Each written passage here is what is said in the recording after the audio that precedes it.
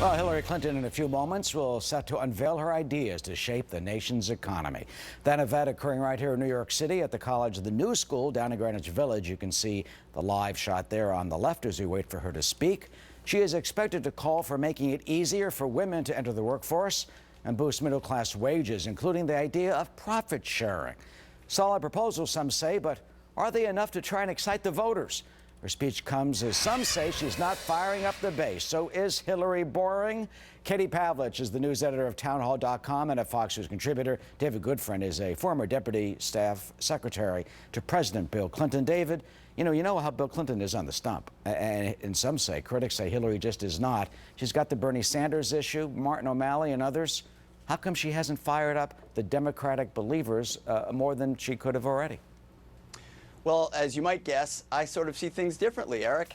I see the premier labor union for teachers, the American Federation for Teachers, a very progressive organization, taking a highly unusual step of endorsing Hillary really early in the campaign. That's unheard of in my experience, but it shows a true progressive organization throwing their weight behind her. Moreover, a lot of the economic arguments she's making are top of mind to the core of the Democratic Party.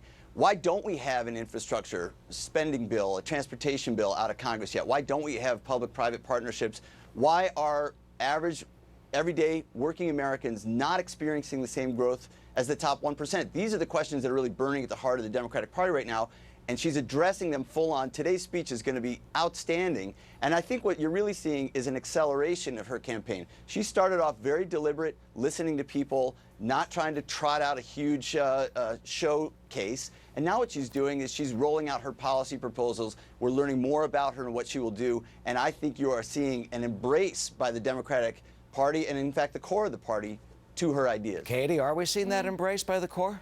You know, I'm not sure. It's interesting that Hillary is spending so much time in New York, considering she should have the base in New York at least shored up, considering she's a senator from there. It's interesting that she launched her, or relaunched, I guess, her campaign in New York, and now she's going to make this big economic speech. But what's going to be interesting in terms of the details of what she says during her speech is whether or not we actually learn anything new about who Hillary Clinton is and what she wants to do for the economy and the country. She has a tendency to take ideas from other people. When Elizabeth Warren wasn't ruled out as a candidate for this time around, we had her, talking in terms of what Elizabeth Warren would say. Corporations don't create jobs, for example.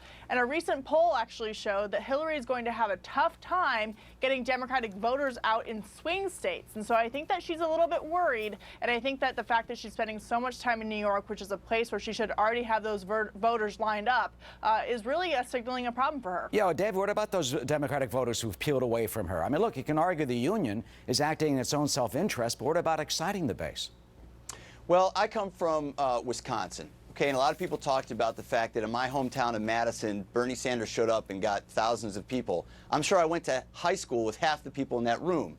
There's a certain core of the primary voters in the Democratic Party who will show up in great numbers to hear, the outlier, the gadfly, somebody who's got something different. That doesn't mean that he's ahead in Wisconsin. If you look at the polling numbers and the enthusiasm, especially among women in my home state of Wisconsin, which I believe we Democrats are going to take in this election, you see enthusiasm. Those are the same Katie, people who voted for Tammy Baldwin. We're out of time. Katie, last word. You buy that?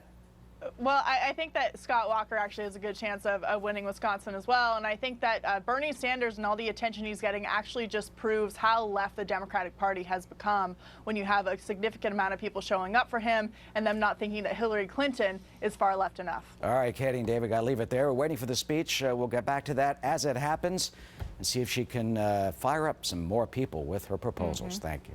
Martha? Thanks,